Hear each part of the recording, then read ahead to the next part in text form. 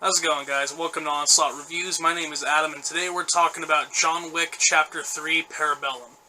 Alright, so, I've been a fan of this little franchise since the first one. I was really impressed with the action and freaking just everything that has to do with John Wick. The whole freaking world building of, this, kind of underground, assassin syndicate kind of vibe thing it's got going on. It was really cool.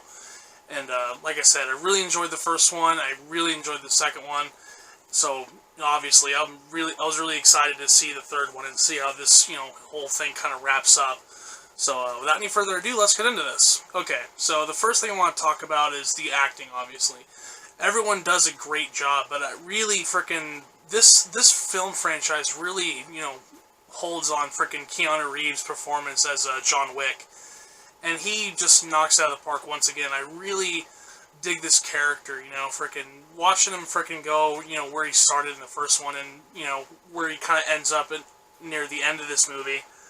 It was really awesome and freaking, just to think that, the whole idea of John Wick Chapters 1 through 3 all basically take place within, like 3 or 4 weeks, if that, maybe about a month or so. And freaking, it's just non-stop, just action, and freaking, it's just so freaking cool. Okay, and speaking of action, that was one of the things that I really enjoyed about the John Wick franchise, is the way the action is shot. It's not shaky cam, it's not freaking oversaturated with freaking, CG and stuff like that. It's very practical, and it's very, yeah, I mean, it's a very practical kind of action, the camera's right there with it, and you see everything, and you really feel every punch and kick, and frickin' every time frickin' someone gets killed in this movie, you kind of almost feel it. And I noticed that while I was watching this movie. I mean, frickin' there's dudes taking axes to the face, and every time frickin' you hear it, you hear that thunk, just right in there, or frickin' the stab or the shot. And you hear the people in the crowd just going oh, fuck, oh, shit. It's so visceral, and it's done so well. And like I said, it's not some shaky cam BS where it's, shaking around and, it's making it seem like something's happened. The camera's with it, and it moves with it. And I think that really plays really well when it comes to action films. You don't see a lot of action films do that. It's always so fast-paced and stuff like that. The camera doesn't stick with what's going on the screen. It doesn't let it flow naturally. It just kind of, with other action movies, it's just, overly visceral and overly shaky, and it's just, just far too static. It doesn't let the action play out on its own. And that was one of the things I really liked about the John Wick franchise, and especially with the third one. So these are some of the best fight scenes I've ever seen. A lot of it reminds me of, old, martial arts films and stuff like that, especially near the end. And I think it's kind of funny, the thing, the final kind of fight scenes at the end almost kind of play out like a video game. It's 3 stages, and each stage gets a little bit better and better, and until you face the boss round and stuff like that. It was really cool, and it was really entertaining. And talking about the end of this movie, that actually brings up one of the few negatives that I have about this movie.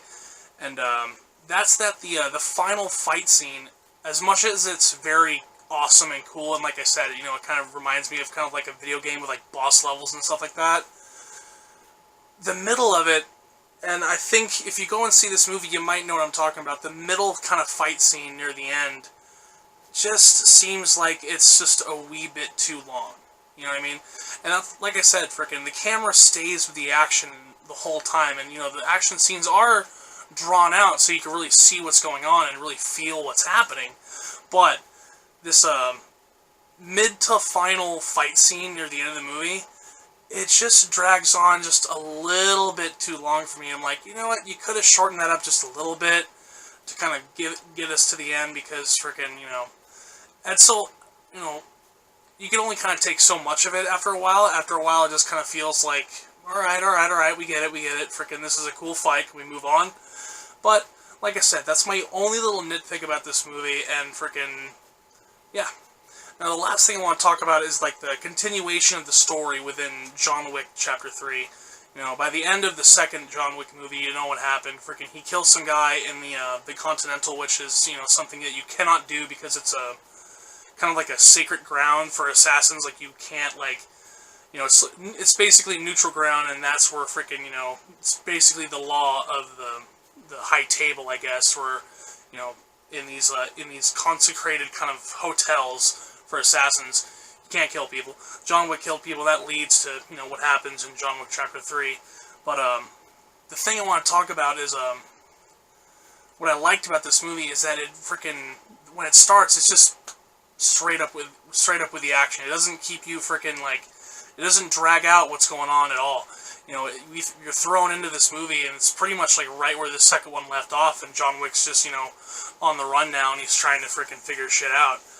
And freaking, you know, the action just within the first 15 to 20 minutes of this movie is just some of the best I've ever seen, and freaking, it was just so cool, freaking, you know, to see how this kind of story plays out, and how he tries to make amends with the people in power, and try and get himself back, you know, in their good graces and stuff like that is really interesting, and I really enjoyed it.